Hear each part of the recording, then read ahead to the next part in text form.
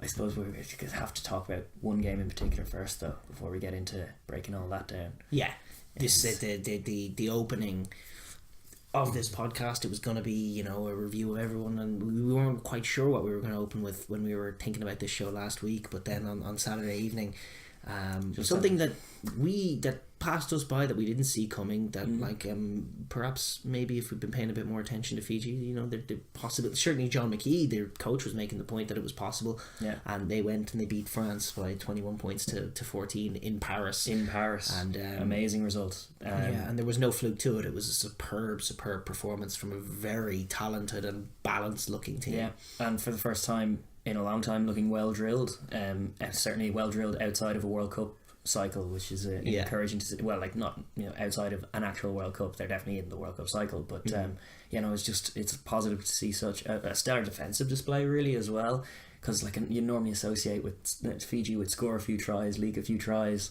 kind of ultimately be a bit frail at the end and come apart at the seams a lot of the time.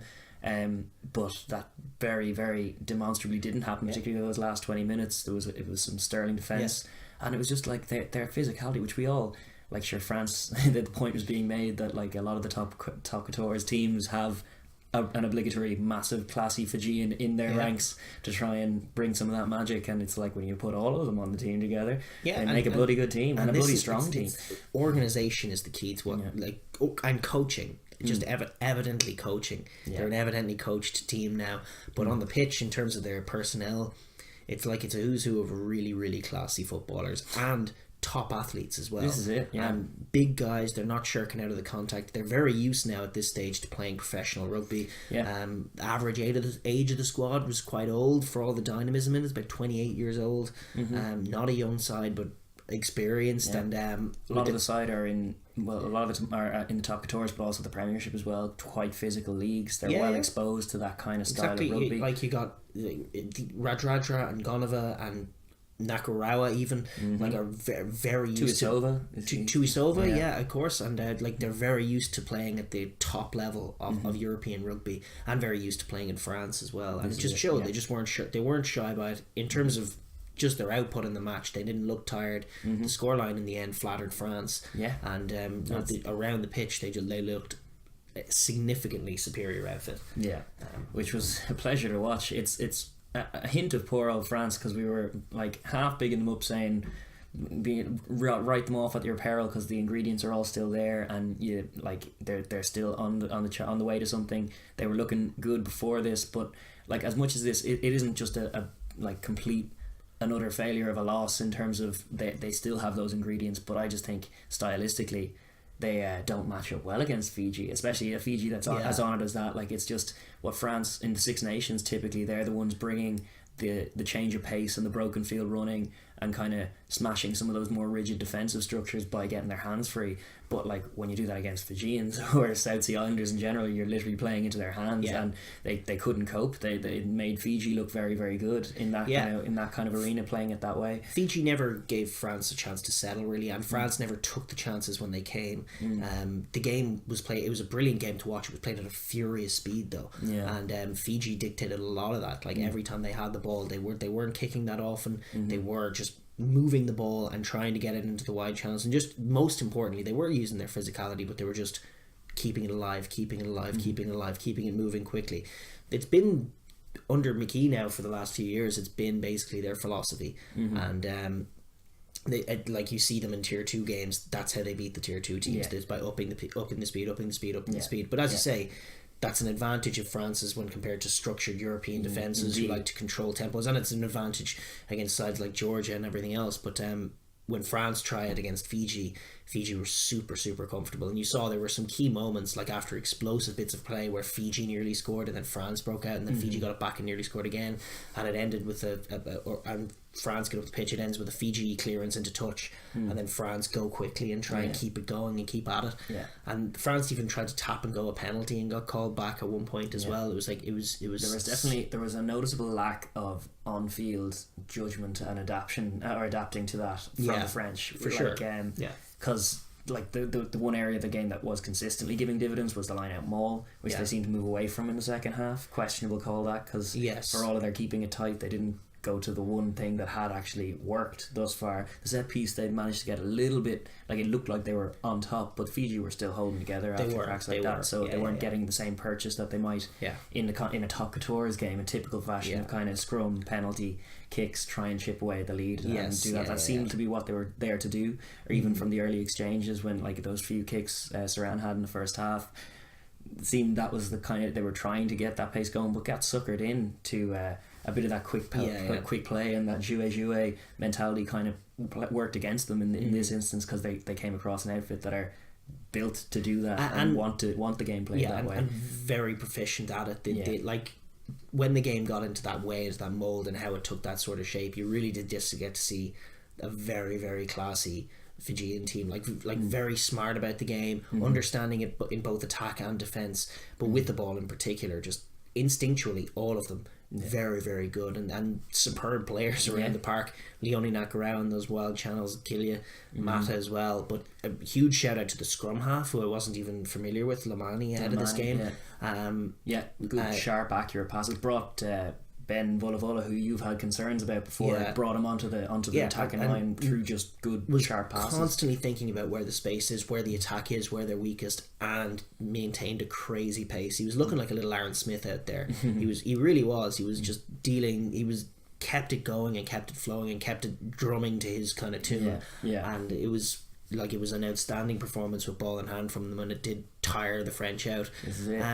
And the other key to it as well as just being outstanding instinctually, there was that coached focus in there. There was that, like, there were set plays they knew and understood. The strike plays for the try was a beautiful thing that cut the French ribbons, and you wouldn't normally associate that. A very narrow little screenplay, and the French fell for it. I mean, it was I think it was, who was it coming off the wing? Was it Gonova coming off his wing?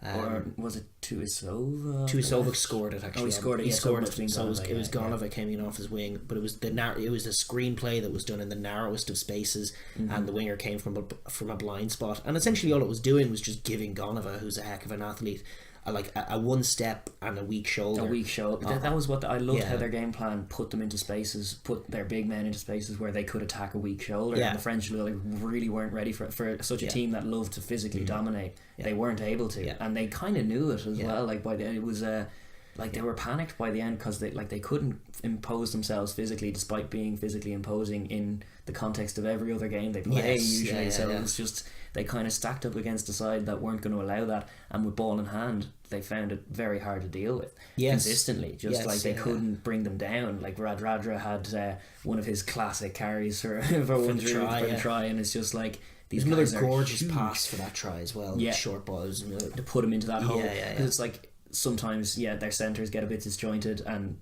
if balls get dropped, which did happen a few times even in that game, balls go loose, and then there's a chance for sure, but France were just a little bit too inaccurate, which is something they've been guilty of for quite a while. It kind of came back. Some of the things that are still haunting that side kind of reared their ugly head in that game, and an immaturity that's striking. Baptiste Saran, like you're saying, Machino is a phenomenal player. Baptiste Saran is an able deputy, but I don't think he's actually the petit general, which they could have used for sure. And it was crying out for one of the halfbacks to just take control and just, as a team, to start making smarter decisions. Things like no lads, let's maul this, or there was, who was saying that, I don't know. Let's play down there, but let's not just aimlessly kick when we're panicked. Let's kick when we know there's a bit of space.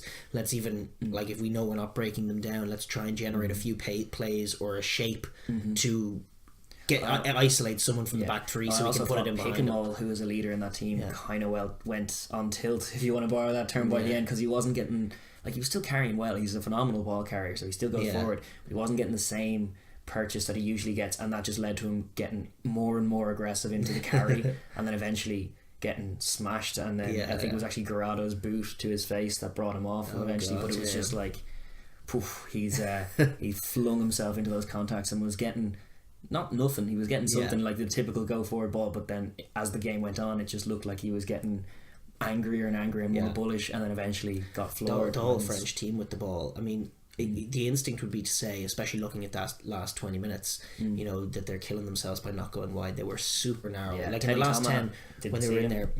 But in the first half, they did try to move the ball, and Fiji, just with a decent line speed, but it was as they were in attack, they were organised in defence. I mean, as much as they loved playing the chaotic ball and everything else, they had a plan to go to that place, and they got it there, and everyone was on the same page. So everyone was running. They had in their mind plays. Everyone was running tracking lines off each other. They were trying to create space into weak shoulders, and in defence, the same kind of thing. Like the defence was excellent in the sense that it was just. They stopped what France were doing. It was more man coverage, I guess you would say, than zone coverage. Yeah. They were numbering up and sending like one player out, and it was a very direct shoot on his opposite man. But it shut France down. France couldn't get outside them. Yeah. They didn't have enough shape to their attack, in honesty, France. But in terms of as a test for this Fiji defence, they had their homework done on them, and they just stopped them going outside. And kind of exposed a few of the flaws of Bastro in the midfield as well, which we do know, like with it's a trade as well. But yeah, there was a lack of, like, well, for one thing, they just weren't being able to bullishly win contacts. Like Bastro got bundled into touch at one point, which was a fun thing to see because it's so rare in European rugby. He is a bit of a tour de force, and when they come across your more typical centre, I suppose it's easy for France to get a bit lazy in their attacking shape, because they know that giving it to these guys with the go forward with the monster pack that they've already got, he'll likely get over the gain line anyway, and then there'll be a bit more space in a kind of a broken line, which is where they like to attack. It did not match up well for them to play their game, and they kind of got lost in it as well. The game, it was definitely, like, I watched it after the fact. You had watched it already. I was out, so like with the context of knowing what happened when I was watching it, it was curious, because it was like France were never in control of that game at all. And like by half time, they were like, they did get the try, but they went for it, and they knew that they were playing catch up. Then there was no, like, if they changed their game from what the plan was in the first 20 minutes before the end of half time, they were desperately trying to scramble together, and then in the second half they just couldn't get their game going at all. And it was Fiji who was dictating. A huge aspect of that we haven't mentioned yet as well was the savagery and the tigerishness at breakdown time from the Fijians, and they were like, I don't know how many steals they got, but it was a lot, and it was every time that a French ball carrier got isolated, and they got isolated too much. They weren't hunting in packs, and that's what allowed Fiji to just man up and make their tackles, which they got out of the line and made their tackles, which is half the battle anyway. It was superb. And then in on the ball at least 5 or 6 times, especially in that second half. They got huge turnovers at huge moments, and France it exposed, in my mind, some weaknesses going forward in France. As much as they have a big pack, their offensive breakdown and their ability to retain ball, like at times in the Six Nations they almost preferred not to have the ball. They take moments off in games. They definitely aren't an 80-minute team still. France, they're kind of a bit more push and pull, and team at the weekend. They had no control over. That's it. They like had you relinquish control by sacrificing being an 80-minute team. Although it might sound like we're opportunists who are going to bag our tries and nick the game, that's not really the ideal way to play. And you do relinquish a lot of control, especially when you lose the physical battles, because like both with the ball and without the ball, a lot of what they're relying on is a few key men making some big stellar moments. It's always the way that it's like a collection of world-class players in the French team, but not necessarily a world-class team at the end of it all. And like it looks that way, where Fiji for the first time in a long time looked a complete team and playing for each other and bleeding in the crest. And then you had Nadolo not in the team, and yet he's on Twitter watching and he's like loving it. There seems to be a real purpose about Fiji coming up to the World Cup, and which is invariably good. Purpose is the word, but intelligent is the other as well, because the savage athletes are looking like, and they only got together the week before the Scotland game,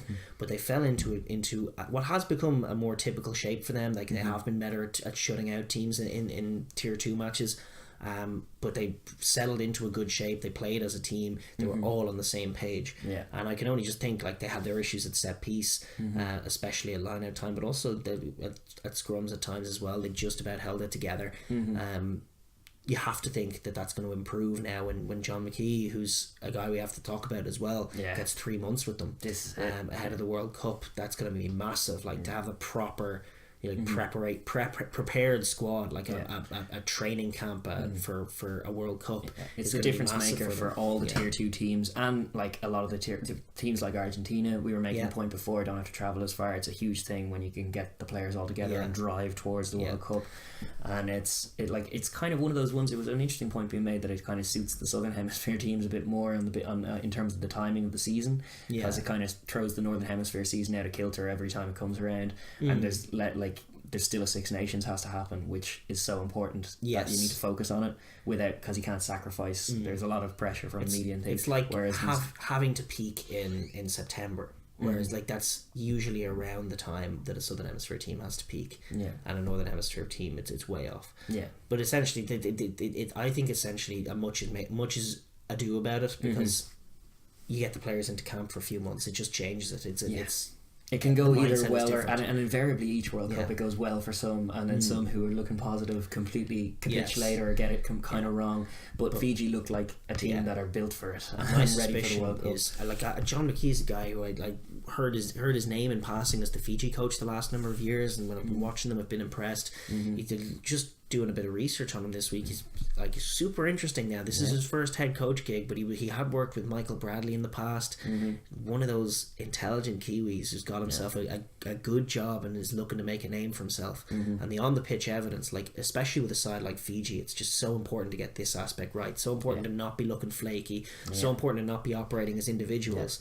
And the way that they, for all of their individual talent, were entirely working as a team. Like as soon as the ball got into the wide channels, there was no sense of like, I'm going to put on some footwork, I'm going to charge, I'm going to make the break. It was just, where's the space? Boys were with each other. There was seemingly a lot of communication, and the same was true in defence. Like they never took minutes off. They were always together. They always were on the same page, and with a bloody good game plan, a good game plan to beat France. They just but a game plan they're probably going to have to stick with going forward as well in most games. That's like, this is their ideal way of playing. Indeed. And their whole thing is now going to have to be about taking games to that place where it's wild, where the ball is constantly moving, like a Super Rugby game. Because it plays to their strengths. Like, it's like there are shades of Ben Ryan's Fiji in the sevens thing about it, and like there's a fair warning. Fiji may be a small nation in the context of the world, and compared to the likes of the France or England types or South Africa with these huge playing populations, but what they do have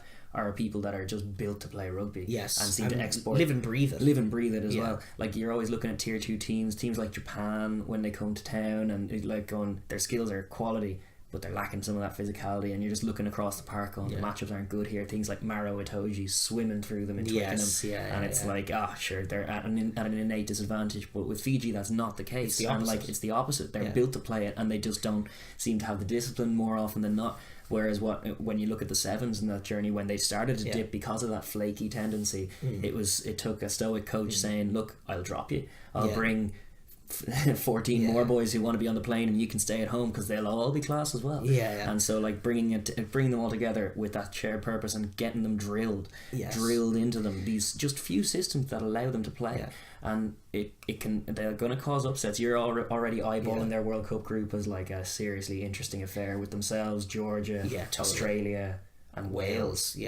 Crazy games. It's gonna be a hell of a lot of fun. It's true what you're saying about the island nations, in particular Fiji. With a lot of the other tier 2 teams, what you see is everything else being there. You know, we have the infrastructure, we have the money, we're going to get the smartest minds, we're going to put them together. Now we got to find ourselves some rugby players.